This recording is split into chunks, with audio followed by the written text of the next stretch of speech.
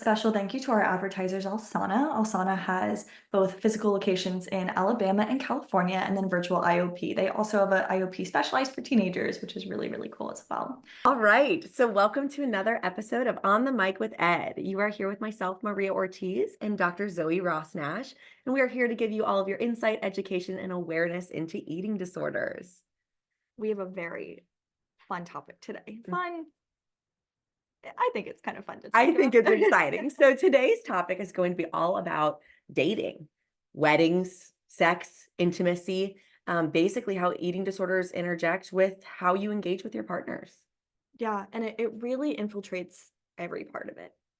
So, in terms of dating, what do you think is the biggest thing your clients encounter when dating with an eating disorder? One of the first things that came to mind, especially with the prevalence of online dating, is what if my body looks different than they pictured? And the Mm, translation that most of them mean is what if my body is bigger than mhm, pictures? And that is a fear that I see a lot. I'll hear some clients even state that my body's not ready yet to mm. date. And so we obviously do a lot of reframing there and trying to share, a body size does not dictate readiness, right? But I hear a lot of concern around that. I hear a lot of concerns around where are we going to go to eat? What do I eat? Some people might be in different places in their recovery or their eating disorder experience. Maybe just going to a restaurant is challenging and that prohibits them from dating.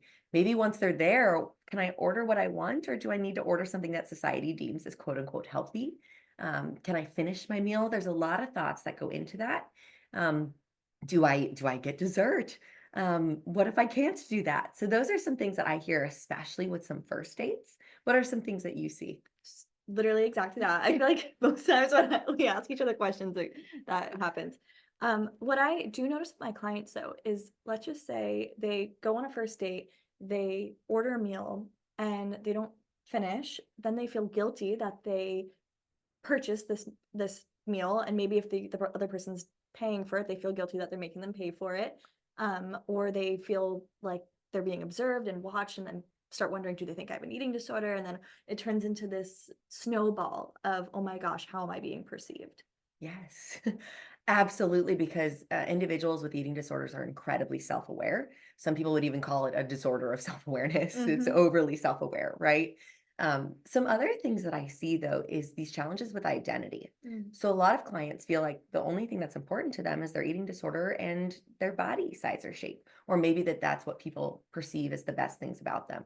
So when they go into a dating scene, they're like, what do I have to offer? I'm my eating disorder. And that's where the Right. identity work is so important of what are all of those things that you bring to the table? Who are you? And also, what are you even looking for?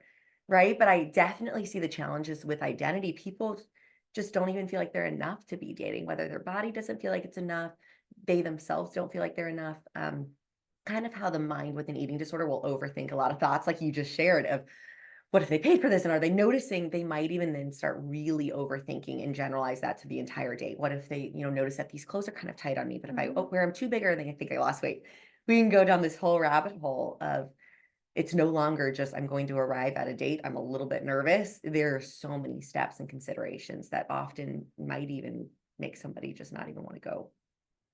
Yeah, yeah. Oh, and think of all the things that you're missing out on, all the amazing people, awesome experiences that are being lost because we're not feeling comfortable going out on dates.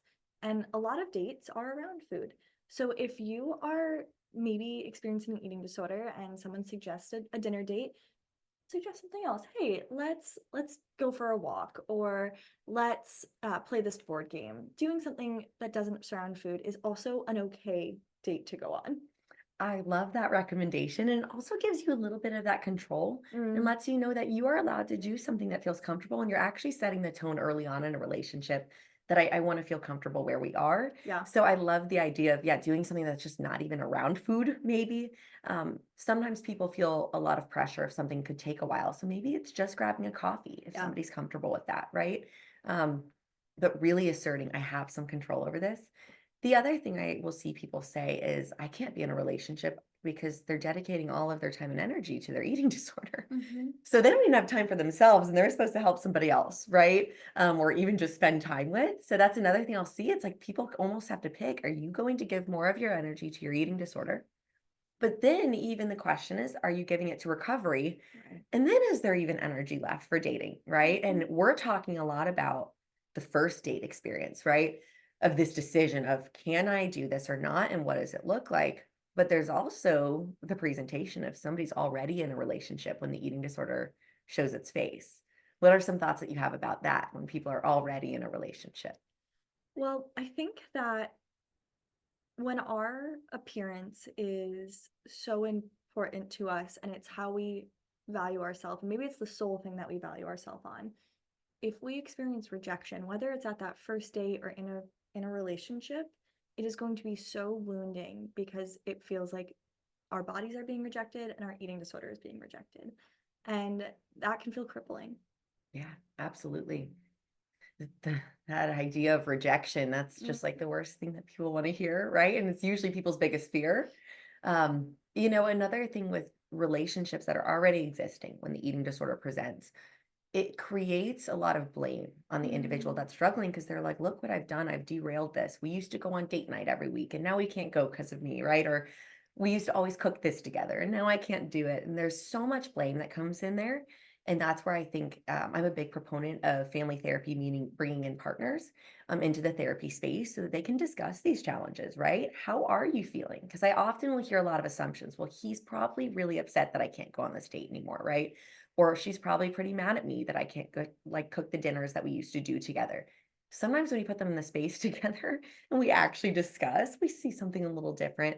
But that's what I would recommend too for couples that are already dating. Can we find date ideas that have nothing to do with food, nothing to do with body, um, an emphasis on connection, right? Because a lot of times people with eating disorders, it's a connection disorder as right. well. So if we can really feel truly connected to one another, connected to ourselves, that's something that we could focus on too. Yeah. I was thinking about how the eating disorder sometimes hides away from relationships and also hides within relationships. So if it's hiding to get away from relationships, it might be because maybe if you're in a relationship, the eating disorder might become identified. Hey, I noticed that we don't do XYZ, and it's usually around food in your body. What's going on there? And then it might be, hey, there's an eating disorder going on, and the eating disorder hates that. And then I've also seen it thrive within a relationship. An example of this could be, oh, we'll share a couple plates for dinner, and then the folks with eating disorders maybe don't actually engage in the sharing. Mhm. And it's really hard to identify when these very nuanced things are occurring, both within the relationship and then potentially what's preventing people from relationships. Right. So what you basically just identified as being single can actually be a protective mechanism for the eating disorder. And so can a relationship. Wow.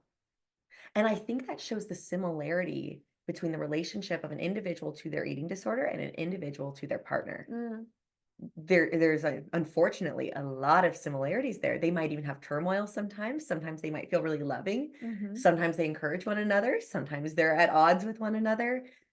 It's a really interesting dynamic to view it in that manner. It can feel like a third person in your relationship.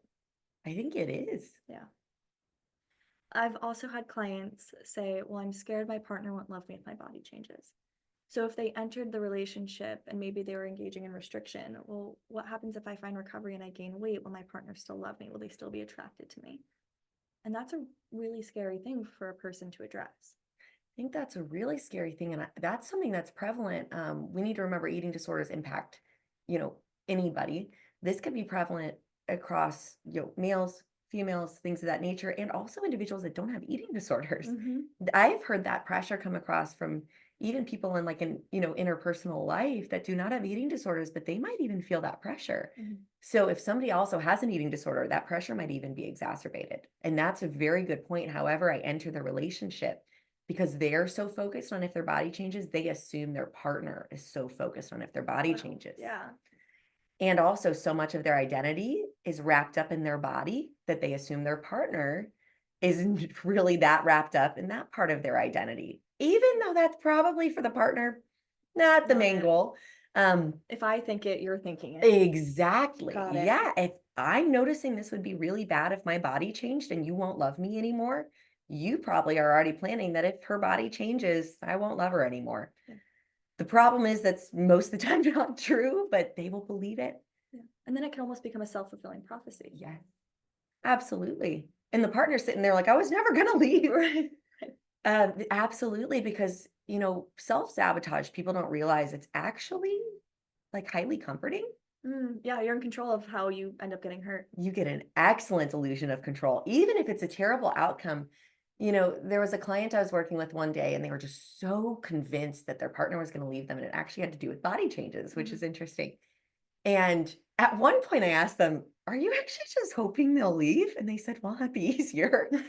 But it was actually so much more challenging for them to exist in the relationship where their partner was still loving them through Yeah. their body changes, that it didn't fit their narrative. Their Mhm. narrative was, if I get bigger, they will leave. But the person didn't leave, and that created dissonance. Right. And dissonance breeds anxiety. And Yeah. so it actually would have been easier for the things she definitely didn't want to occur. Yeah, it's mind-blowing to imagine that someone will love me no matter what I look like. Right. Because in their own self-narrative or self-conceptualization, they don't believe that. Right. And I think that's a very powerful affirmation. Somebody will love me no matter what my body looks like. Another one I like is I deserve love no matter Mm, what my body looks like. The idea that weight is not determining worth, mhm. and worth meaning worthiness of almost anything: love, compassion, care, kindness. Yeah. For my clients, sometimes the idea of being worthy means that at some point they could be unworthy. So if we're taking like a DBT stance and we're just a non-judgmental approach, we just are. Because if even conceptualizing ourselves as worthy is too much, okay, then we just are human beings and we are not neither worthy or not worthy, we just are. And if we can take that negative self ideas, self idealization out of the picture, okay, that's fine. We can't reach I'm worthy yet. We can just be I'm here. I'm being. Right. I love that because, yeah, I'm here does not have the opportunity for an I'm unhere. Exactly. Yeah. Right. You know what? And I think even as the dating kind of progresses, as you start looking into things like maybe engagement or marriage, if that's a goal that you have with your partner, that can come with a whole slew of considerations as well. Yeah. Well, I got engaged a couple of months ago, I- 2 months ago Congrats. yesterday actually.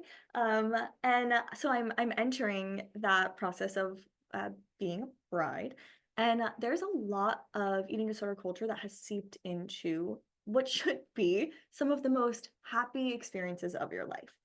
And it's really sad that it somehow has infected even this marrying the person that is supposed to be your lifelong partner. So I've had clients who have told me they went wedding dress shopping, and one of them said, "Oh, you don't need to lose weight. Like you look great as is," and she was actively engaging in her eating disorder. So that made her scared to go into recovery because then she wouldn't look like that picturesque bride that we, have decided is what's so important rather than just like marrying the love of your life. I actually had such an amazing experience going dress shopping, which really makes me believe that the work that we're doing is helping because I was dress shopping and I was between two sizes. And I was like, oh, I'll just go up a size. And she's like, good, I don't want you to have any pressure to lose any weight. And I thought that was so affirming because imagine someone saying that to like one of your clients. That is so healing. You are fine the way you are, I just got chills right? because I just wish there could be more interactions like that. I'm so glad that that's who you had. Because eating disorder or not, that's a day that is yours, Mhm, and it does not deserve to be trumped by weight. mhm. Right. So I'm so glad to hear that.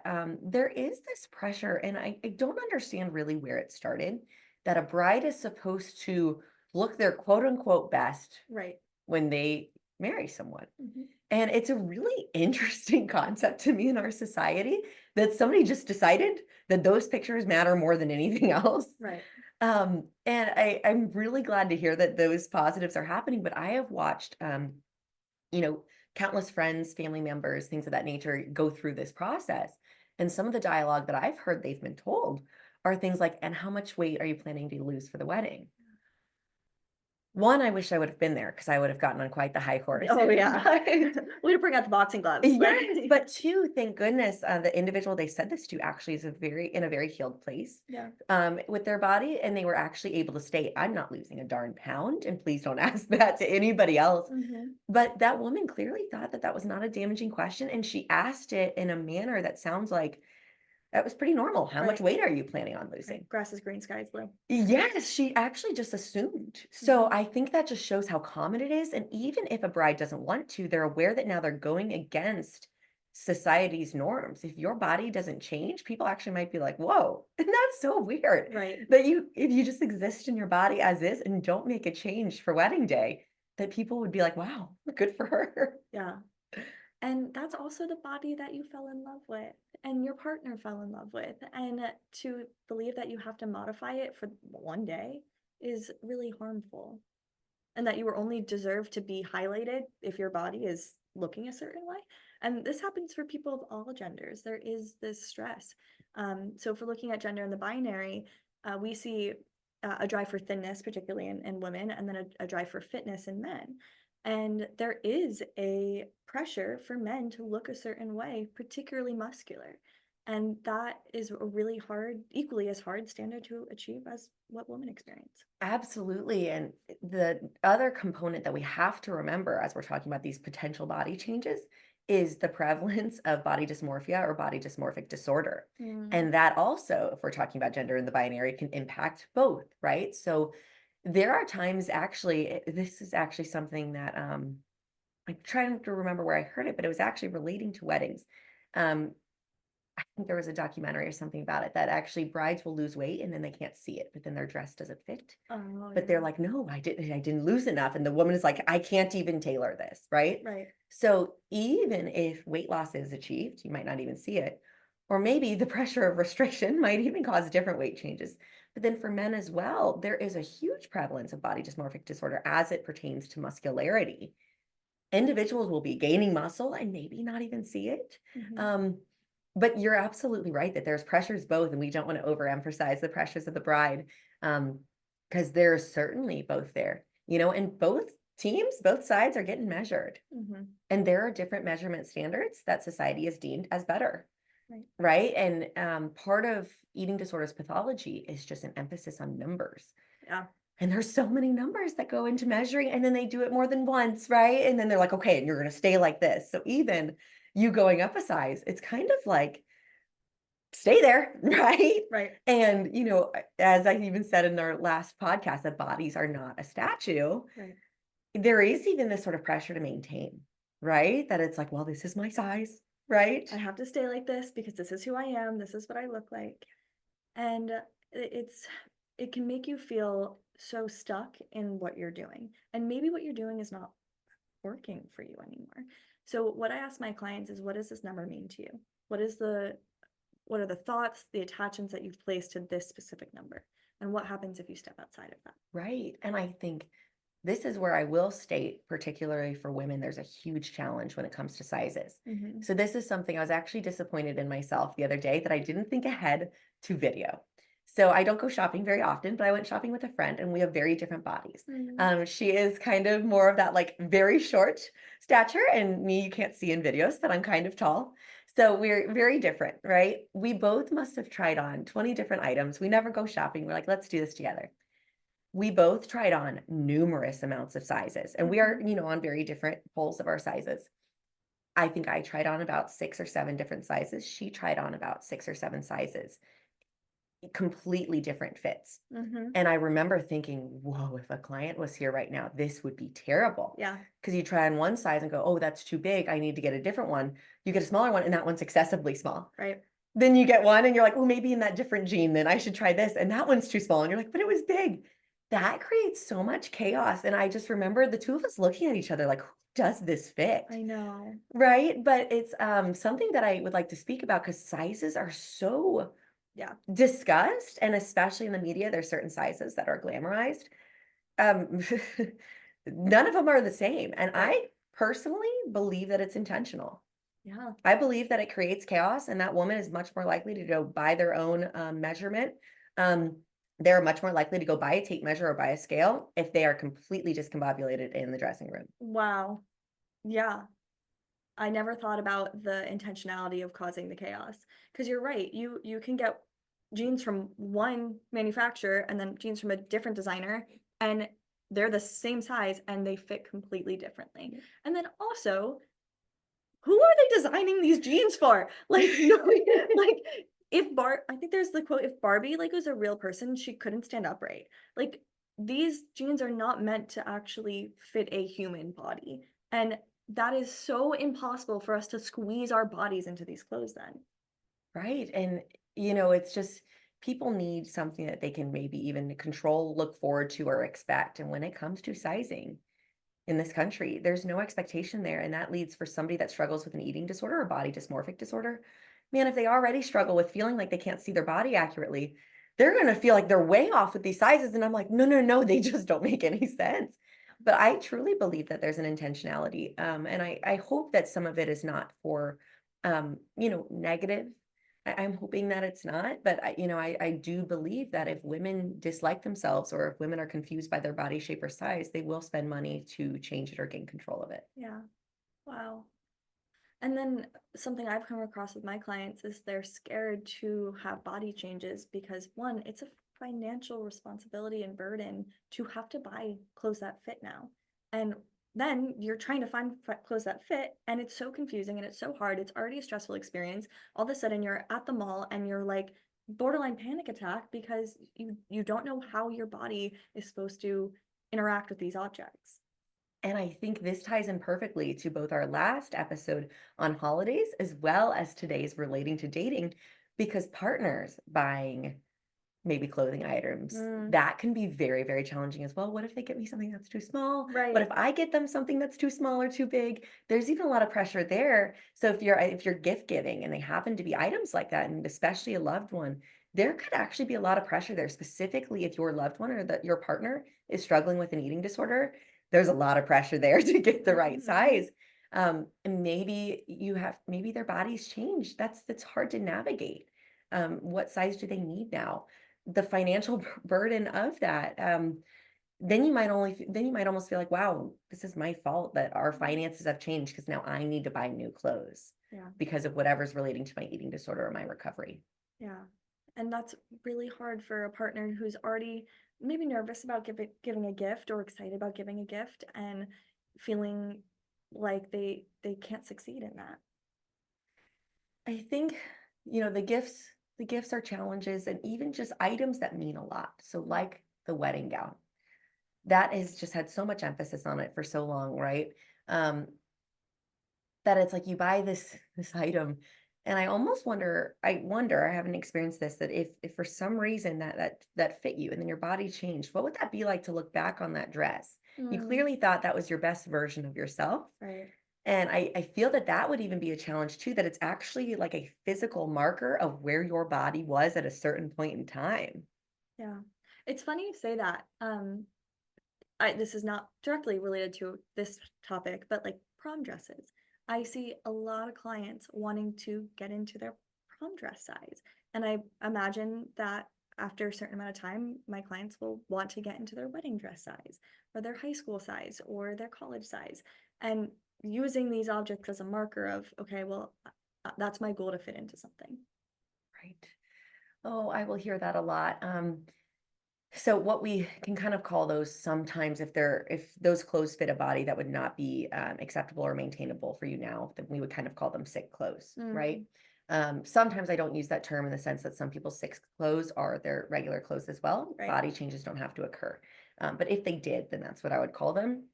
Um, what I will tell people, especially if they don't want to get rid of them, usually I say, why would you keep something? You keep something if you intend to use it again. So if people are keeping an item, you intend to use it again, most likely. So that means we probably intend to revert back, right? So, but regardless, if people don't want to throw it out, I say, great, put it up in your closet, and then just put a sticky note on the jeans or the dress, right? Of all the things that you will have to give up if you'd like to wear it again. Damn. Yeah. So feel free, but I want there to be a very clear signal that, yeah, you are welcome to do this again, but please look at all the things that you're about to give up.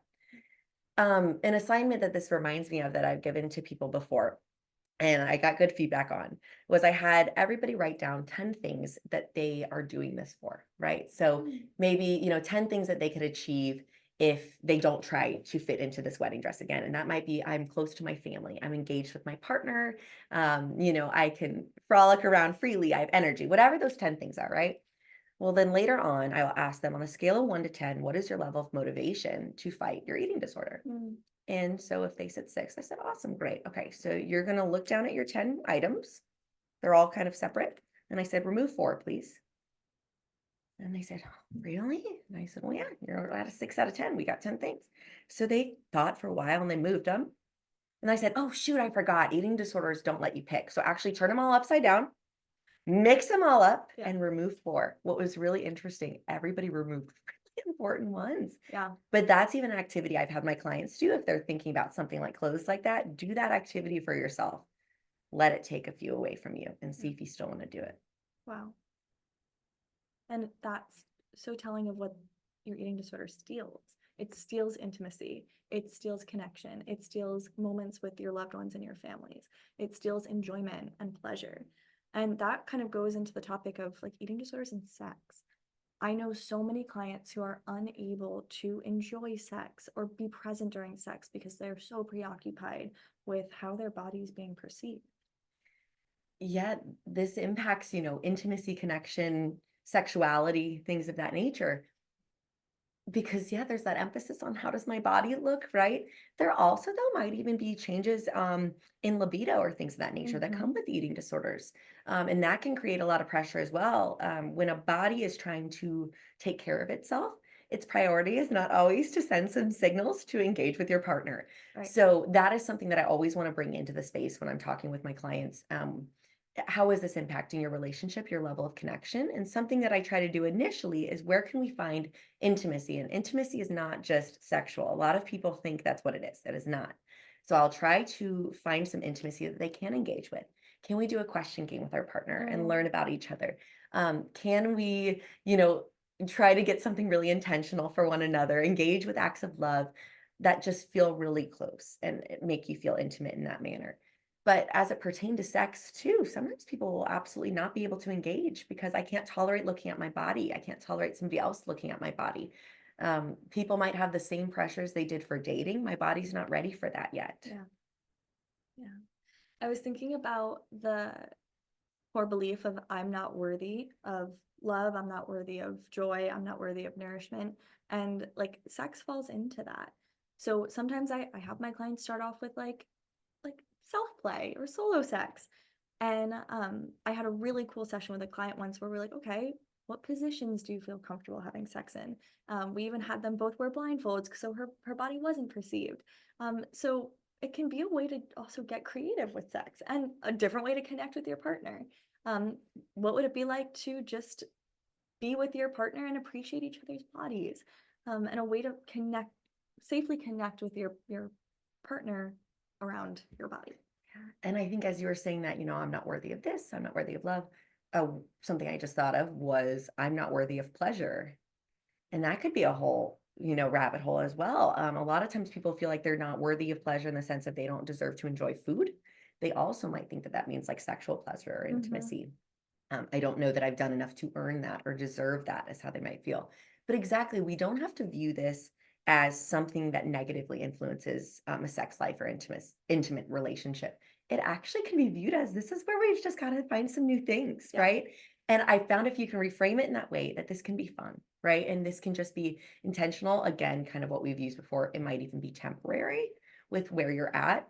Um, Letting people feel like they have control as well. So another piece that's common, and I don't want to over broaden it, but a lot of times there might be a history of sexual trauma Yep. with eating disorders, and that can impact how they engage sexually with their partner.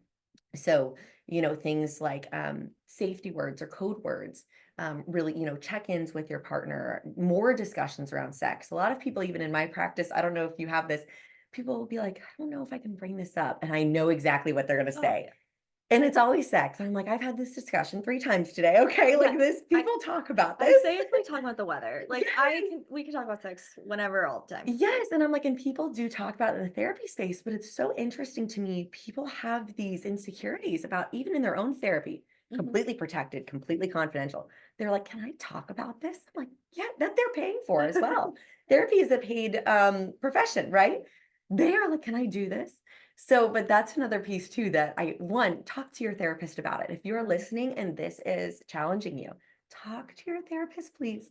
And know that there are options. There are things that we can do. There are interventions we can try, and not even all of them kind of feel less than. Yeah. Your point around trauma and eating disorders is super important to note here, because if you love someone with an eating disorder, there's a very high likelihood that they've had trauma. And most commonly, they've probably had sexual trauma. So being very consensual, being very clear, communicative about expectations around sex, what feels good, what doesn't feel good, what do we like, where do we start, is going to make the sex experience, whether there's intercourse or not, better for both of you. And something that I've heard, clients state, or something that could happen if, say, you are that individual that underwent a sexual trauma and also now is struggling with an eating disorder and you have a partner, that you might feel like, well, if I said I would, then I've got to continue. And so that's where there's education around what is consensual, right? Consent can be revoked, right? It does not mean this blanket statement of we're good, right? So we can always check in with our partner and things of that nature.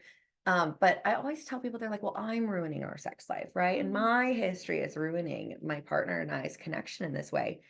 What I say to them is that sex and intimacy is not like in the movies, right? There are challenges, there are quirks, there are different things that almost any couple will have to navigate through. And really just normalizing that it's, there are going to be challenges, and this is not you completely derailing this process that's normally perfect. So really just taking away from, this is not the movies, this is real life, and you are with an individual that you trust, maybe love, things of that nature, and really trusting that you can have that discussion with them. That goes back to the concept of like, what does this number mean to me? So I've had clients say we have to have sex certain amount of times per week or month to be a successful relationship. And their eating disorder, one, maybe they don't have the energy to, maybe they don't have the cognitive ability to, maybe they're just not feeling physically safe to yet. And yet they've developed this number of what a healthy relationship looks like. So you can have a lovely and loving relationship with no sex or no intimacy. Like, you can take it at the speed that you want to, if that's an end goal you have, and it doesn't have to be. And giving clients permission not to feels really good at times. Yes, and sometimes when you give that permission, they're like, really? I'm like, yes. And again, I think that pressure might even come from society, that you are supposed to do this and you're supposed to do this. Even, prior to us coming up with this podcast idea of talking about dating, we were kind of thinking about doing life events, right? Even that, though, I'm like, I wouldn't want to go in a consecutive order, because there's even pressure on that you're supposed to do this, then that, then that. And, and I think that's what happens with relationships. Well, and now we're supposed to have sex X amount of times. There are movements in there, right, that you can make, and each couple is going to be different. So I always say too, a lot of times when people have these preconceived ideas of how I need to engage with sex with my partner, it's because they're engaging with comparisons. Yep. Well, my friends said they do this, and my family said this, or my whatever said this. It's just like what the eating disorder does. You're comparing. You guys are your own unit. You guys make decisions on what you guys would like to do together. Yeah. The comparison piece, and I'm totally gonna throw my partner under the bus. He loves Jennifer Lawrence, like totally his like celebrity crush. So sometimes when we have clients, they say, "Oh, that's my partner's celebrity crush. That means I have to look like them. I have to modify my body to look like them." And no, your partner can have vast amount of attraction to different body types, different people, and just like you do. So you don't have to modify your body to perfectly fit a specific image that you think your partner might want. And basically what they could be doing there is they're trying to eliminate their discomfort. I feel uncomfortable that my partner's celebrity crush looks nothing like me. So what can I do to mitigate that discomfort? Make my body look like hers. Yeah. So a lot of that's what, eating disorders find a way to make just about any problem about your body. Right. Somehow it'll be, I'm unhappy in my relationship. My job is not going well. School is hard. What is the problem? My body is the problem. And that one I can change, and I'm going to do it. Case closed. I'll feel so much better. And it'll fix everything. And in reality, it creates 10 times more problems. It does. And that's the scary part, though, is that the promises it makes does not follow through on, but it's incredibly convincing. And also just the overall chaos that it creates. So if we go back to kind of that dressing room situation of like just chaos, right? Of like nothing fits and what fits, right? The eating disorder basically, as a metaphor, is like a dressing room. Mm, It has everything on spotlight. There's mirrors everywhere. You're comparing yourself to whatever the heck model they had the outfit on, right? And then it's going to create as much chaos as possible and distress in your body as possible. So maybe that's a good thing for people to try to understand. Um, that's just that's what its goal is. And it's going to say all this chaos, you can handle it. Just change your body. yeah. It's really, I'm glad you said the model thing. So I tried on wedding dress. I bought my wedding dress. I was so excited. I loved the way I felt in it. And then they showed me the picture of the model wearing it. And I was like, oh gosh. And I felt a moment of insecurity. I was like, oh my god, like I don't look as good as like in it than she did. And it took away from that moment, that comparison. So I want to say that Maria and I have insecurities too. Like we are constantly doing this work, and a lot of my clients sometimes feel, oh, like Zoe's, we've got it. Like she's never concerned about anything with her body. No, we are humans in this world. We see these things and it impacts us too, even when we are constantly fighting against it. Absolutely. And I'm so glad that you brought that up, the insecurities piece, because we obviously, this is an eating disorder podcast. Therefore, we tend to be talking through the realm of eating disorders. But there are a lot of the experiences that we will share that individuals without the pathology of an eating disorder will still Still struggle experience. with. Yeah. And I'm so sorry to hear that that was your experience with the model, but I can picture the model that they showed Oh on there. God. Yeah. And here's the problem: the model doesn't look like the model. Yeah. And also, Yes. I shouldn't judge the model's body either. I love the quote, we can appreciate, not covet.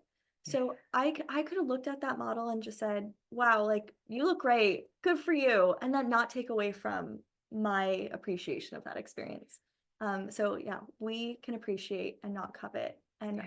that goes for our bodies too. Right. And, I think I love that you're just humanizing this experience and not even pathologizing it. I guess we could call it a pathology of living in this world, Yeah, right? A being symptom. human. Yeah. A symptom of being human is going to be the enemy of comparison. Hmm. It is going to be, leveling of immediacy, right? Of she looks different than I. Something I thought was really interesting. It was an interview done by a Victoria's Secret model. Mm. And somebody, an influencer, actually interviewed them and said, were you aware of the damage that you were doing by doing these shoots and by doing the fashion show? What is so interesting, the model goes, no, we never thought people were going to believe that's what I looked like. Wow. She said, I looked like that for the exact 4 hours of the shoot. Yeah. She said, I look at the pictures in the magazines, that's not me. She said she stood outside of a big giant picture of her. I forget if it was in New York or a big city like that. She said she stood out there in her regular clothes for hours and nobody knew it was her. Wow. But I thought it was so interesting. I wanted to give kudos to that influencer for asking. Yeah. Um, you know, because a lot of girls really idolized that standard that they created, but the girl said, no, we never thought that people were going to think that was us. That's so unrealistic. Yeah. The model herself said it was unrealistic. Yet I still have clients to this day that watched certain shows going, that shows it's possible. And you just want to scream, not really. That goes into a really important conversation about the role of celebrities and how impressionable they are on young women, particularly. Like their brains are literally like Play-Doh. You can mold it depending on how you squish it. And we could talk about Wicked and kind of what's going on there. Maybe another time. That might be on the podcast. But yes, there and that macrocosm goes into a microcosm of when we are in relationships, when we are loving people, we have a responsibility of taking care of our bodies. So if they're struggling with something, it can make it a little easier for them to take care of theirs. Yeah. The celebrity piece is huge, especially when it comes to dating as well. So you see what the celebrities are doing, and maybe even timelines of how long they were dating before they got engaged, before they got married. Maybe celebrities even share about their sex life. Maybe you see what celebrities do before their wedding. Right. You see it, maybe even the honeymoon. The comparison game can go so far, and most of the time you are just not going to be able to compete. Mm-hmm.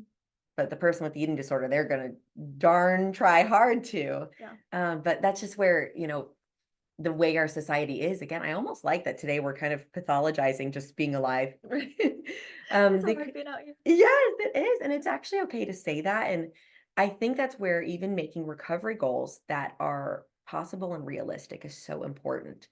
That the idea of never comparing yourself ever again, maybe there's somebody out there that can do that. And I hope that there is, and I commend, I'm sure there might be. But I even just say, no, can we have it not take up so much space or rent in our head? Yeah. So maybe we had that thought of, oh, how she looked. But 5 minutes later, you're like, where are we going to lunch? What are we Right. doing? Where somebody with an eating disorder, that could derail a month, a life. And that's where the difference in symptoms and pathology occurs. And people are like, well, I get upset too. I'm like, right, but how long did you think about it? Did it impact your decisions? Right. Did it, impact your ability to engage with your partner or your life? The duration of how long it's impacting is what makes someone with an eating disorder versus someone not with an eating disorder dissolve, essentially. I was getting a facial, and there's like a bridal package, and I was looking at it, and there was like weight loss stuff on there, like the cool sculpts.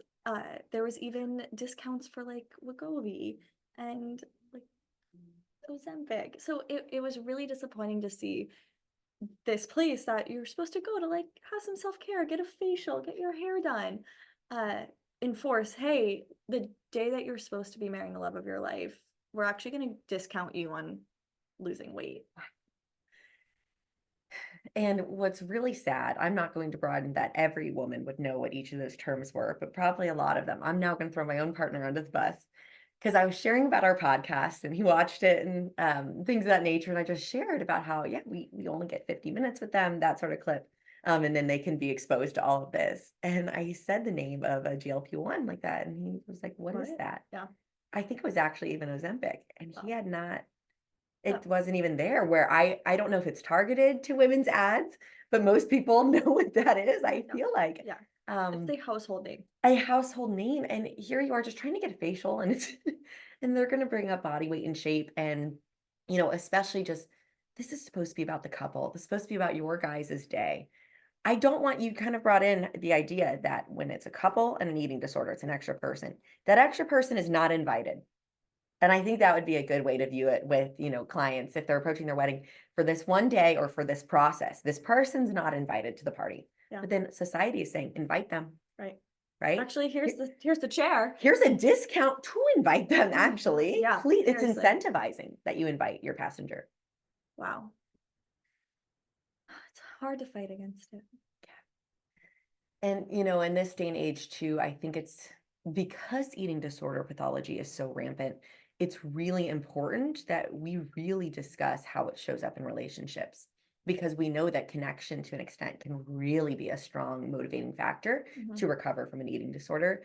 And so I believe there actually needs to be more, I will say, accessible resources for loved ones to be able to access in a manner that is specialized and specified to their case.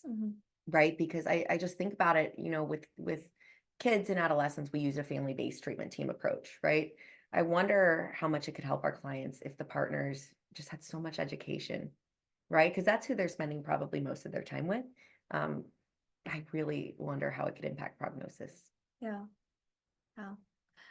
I was thinking of ways that we could talk about how a romantic partner could support a loved one with an eating disorder. So what are some like off the rip things that you could say?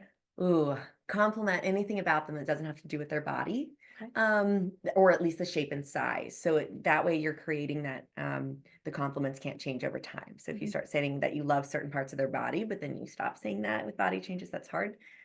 So compliment your partner on their laughter, on things that make them unique. Emphasize that unique is good, right? Celebrate their quirks, celebrate your own body. So if you want your partner to be confident, but you're walking around going, does this shirt make me look X, Y, or Z? Oh, I should change a million times. They're probably going to be like, shoot, should I be doing that? Right. So model positive behavior as well. If you're aware that they do have an eating disorder, I would really encourage educating yourself. Ask your partner, just ask, how can I best help you? Yeah. Ask the challenging question of, is there anything that I do that triggers you? Yeah. Ask, because you might think you're helping and it might be hurting. Let them know that you're there, just so an individual doesn't feel alone, but actually mean it, right?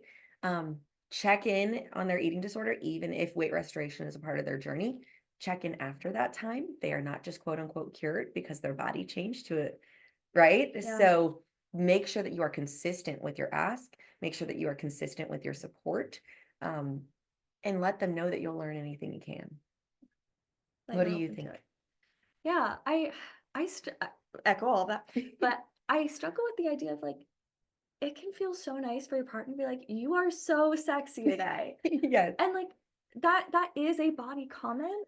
And there's a difference between you are so sexy and you look so sexy, or only making compliments on their body when it looks a certain shape and Yeah. size. So making sure that it is a concrete, consistent thing that you're commenting to your partner. And like do it even when they're like rolling out of bed in the morning. Like, Yes. you are the sexiest person I've ever met is so nice to hear at all times of the day. Yes, and I think I don't even know if I'd call it body. I mean, I'd be physique, but it's Yeah. not like a specific like your X, Y, or Z I love. Right. It's just you look so sexy or you are so sexy, right? And I was actually really glad you said that because I was thinking say it in the morning too. Right. Because what that means is before you guys go out on date night, you look so sexy today. Right. And also right before you go to bed, you got your eye mask on, you got like your hair in the weird curls that's trendy right now. Say it to them then The too. retainers in, like Absolutely. The slight lisp, that's when you show that the sex appeal for you, it means so much more than what their body is illustrating in this exact moment. Right. Because it's static. Yes. Compliment your partner. If you compliment your partner, you might even compliment yourself more. Yeah. Just really celebrate who you guys are. And I truly believe that if partners can celebrate each other in a really profound way, as an individual, you'll be celebrated too. Yeah. Very true. Well, that's all we have time for today. Wherever you are, whoever you are, this is On the Mic with Ed, and we're happy you're here.